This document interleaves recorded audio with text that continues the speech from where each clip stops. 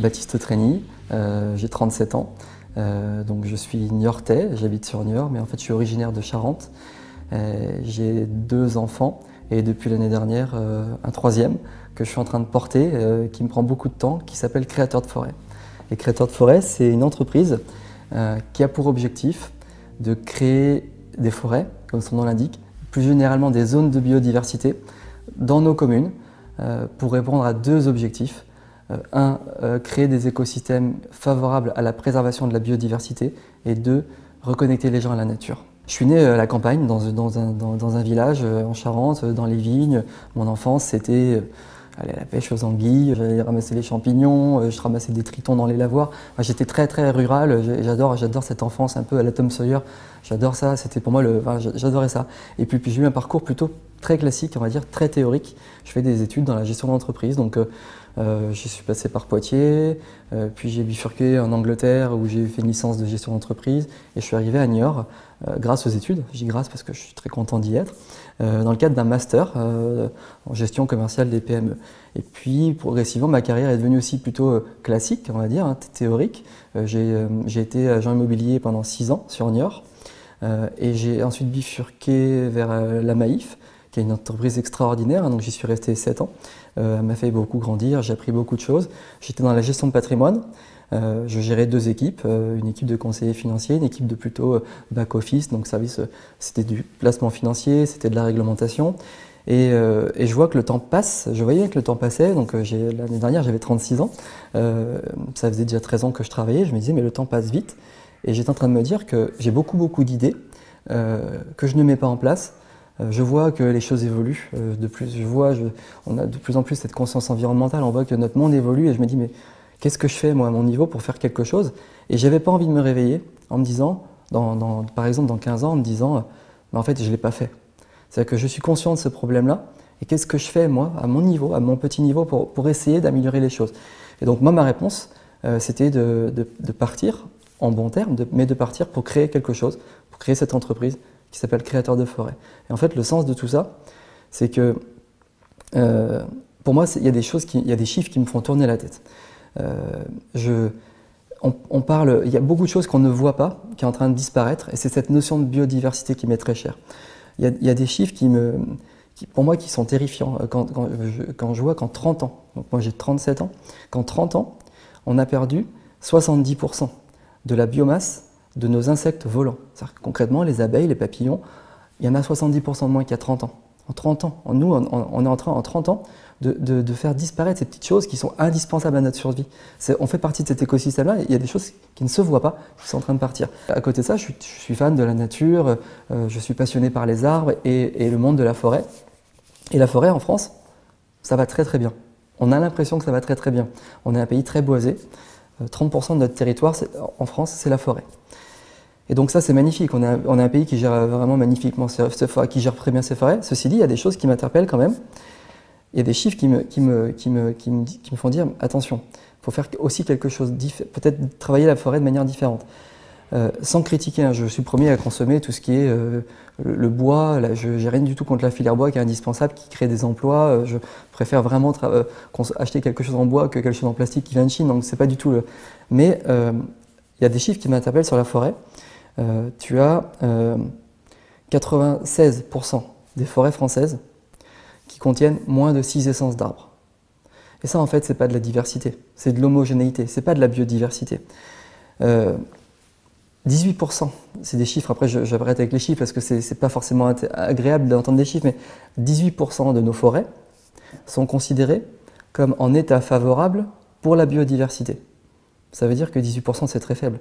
En fait, tu as 82% de nos forêts qui ne sont pas favorables pour la biodiversité. Et ça, c'est des choses voilà, pour moi, je me dis, la forêt, c'est un paradis de la biodiversité. Dans une forêt, tu peux avoir entre 4 et 5 000 espèces différentes, végétales, animales. Donc, c'est le paradis pour la biodiversité. Et du coup, je me suis dit, c'est mon idée, j'ai envie de parler de ce qui se voit, l'arbre, pour préserver ce qui ne se voit pas, ce qui ne se voit de moins en moins, la biodiversité. La forêt, c'est un paradis pour la biodiversité, et donc j'ai envie de créer ces zones de biodiversité, ces forêts, pour justement faciliter la préservation de la biodiversité. Il y a un chiffre aussi qui m'interpelle. En France, c'est chaque année 65 000 hectares de sol artificialisé. Ça veut dire concrètement, c'est de la terre en moins et plus de bitume. En fait, tous les 10 ans, c'est un département français en moins qui devient bitume à la place de la terre. Et ça, c'est des choses qui forcément, par rapport à la biodiversité, ça ne peut pas aller. En ce moment, on est en plein dans des périodes où on a des inondations. Mais comment on peut se plaindre qu'il y ait des inondations alors qu'on artificialise les sols et on est parti dans une folie, on continue, c'est cette inertie qui est en marche, on artificialise nos sols. Mais voilà, mais le problème c'est que si on supprime ces habitats pour la biodiversité, de plus en plus, forcément il y en aura moins. C'est ces trois sujets en fait qui m'interpellent, c'est l'érosion de la biodiversité, l'artificialisation et l'état de nos forêts qui n'est pas si extraordinaire que ça. Et tout ça, en combinant, c'est ça en fait qui me fait dire il faut travailler sur la forêt. Et c'est ce qui m'a donné envie de créer cette histoire créateur de forêt. Alors il y a des haies, hein, quand je dis surface forestière, on parle vraiment de la forêt. Il y a des arbres, hein, en Vendée, il y en a heureusement beaucoup, il y a des haies, mais là on est vraiment, ce chiffre-là, il concerne la surface forestière. Donc, actuellement, mon idée en fait, c'est de rencontrer des communes, des collectivités, des communes qui ont des projets de reboisement ou pas. Ça peut être aussi à moi de leur donner envie de reboiser leur territoire. Et ces communes, je tisse des partenariats avec elles et je leur propose d'organiser et de leur financer intégralement ces projets de forêt. Donc un projet de forêt, c'est pas juste acheter un arbre et planter un arbre, hein, c'est vraiment la conception, la préparation du sol, l'achat des arbres, la plantation, l'entretien, la protection, l'entretien pendant quelques années. Donc c'est des coûts assez, ça coûte assez cher. Moi, ces communes que je rencontre, c'est des communes qui ont...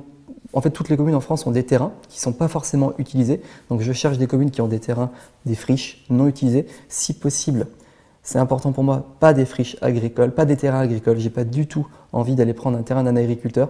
Je pense qu'on empiète assez sur les terrains des agriculteurs. Donc je n'ai pas du tout envie d'aller être celui qui va encore prendre le terrain d'un agriculteur. Donc je cherche vraiment des friches, des terrains qui intéressent presque personne. Et donc les communes, ma démarche, je leur propose d'organiser et de financer intégralement ces projets de biodiversité. Les communes resteront propriétaires de ces terrains, donc c'est les terrains des communes. Par contre, je leur demande une contrepartie qui est assez engageante, donc je suis très transparent avec les communes, c'est pour ça que je cherche des terrains plutôt en zone rurale.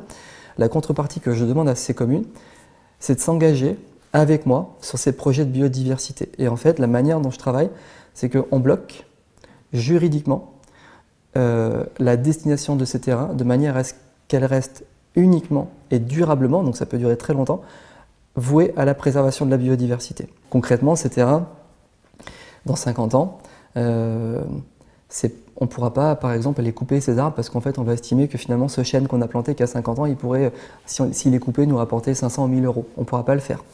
On ne pourra pas non plus, lors d'un changement de PLU, dans 40 ans, y instaurer une zone artisanale. C'est vraiment l'unique destination de ce terrain et la préservation de la biodiversité. Donc c'est assez impactant. Quand je dis aux communes que je vous finance intégralement ces projets, c'est vrai, mais en fait cet argent, je ne le sors pas de mes poches, pas encore pour le moment. Mon idée, c'est de faire financer ces projets par mes clients, alors ça peut être les particuliers, mais aussi et surtout les entreprises. Donc c'est les entreprises à qui je parle.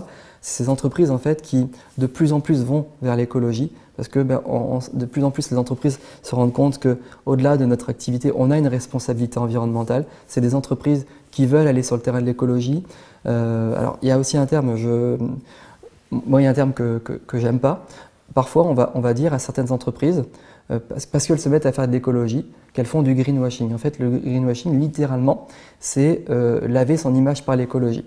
Et c'est vrai que parfois, il y a des entreprises qui ne savent pas comment faire, qui se disent il y a quelque chose à faire avec l'écologie.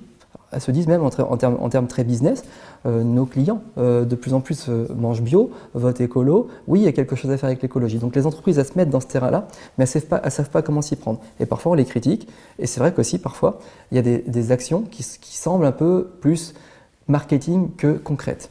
Et donc moi, mon idée, c'est d'aller les voir, ces entreprises, et pas de les critiquer du tout. J'ai pas du tout envie d'aller passer par la critique, parce que je pense que critiquer les gens, ça leur donnera pas envie d'en faire plus. Mon idée, c'est d'aller les voir, ces entreprises, les conseiller, voire même les féliciter. Vous voulez faire de l'écologie, c'est magnifique, c'est très bien, et je vous encourage à le faire. Par contre, attention, vos clients, nous, vous, tout le monde, on n'est pas naïfs.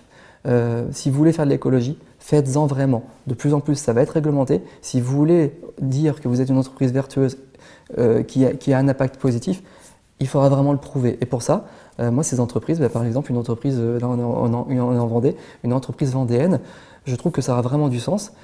Si vous voulez faire de l'écologie, allez financer un projet de reboisement que vos clients pourront voir, que vos petits-enfants, que les petits-enfants de vos petits-enfants pourront voir en Vendée. Restons sur le très concret, le territoire, où on va pouvoir raconter des histoires et on ne pourra absolument pas dire que vous êtes des menteurs, parce que vous faites du très concret qui va rester. Ici en Vendée, on est des départements, en fait, il faut le savoir, très peu boisés. C'est-à-dire que, quand je disais tout à l'heure, la France est un territoire très boisé, c'est vrai, 30% de notre territoire est boisé, 30% de notre territoire c'est de la forêt. Et bien nous, la Vendée ou les Deux-Sèvres, on est dans les 10 départements les moins boisés de France, en surface forestière. La Vendée, c'est l'avant-dernier département en termes de surface forestière.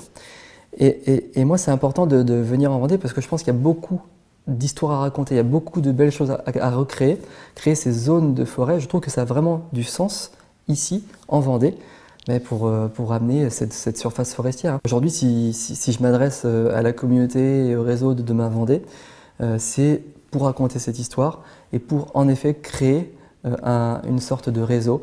Je cherche des communes, si possible vendéennes, qui ont des terrains qui pourraient convenir à ces projets, qui pourraient s'inscrire dans ces projets de biodiversité, des communes qui pourraient être intéressées que je leur raconte mes histoires pour qu'on puisse implanter un projet de biodiversité sur leur territoire.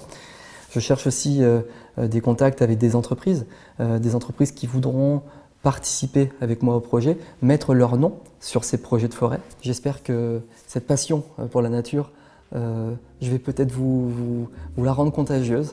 Merci beaucoup pour cette écoute.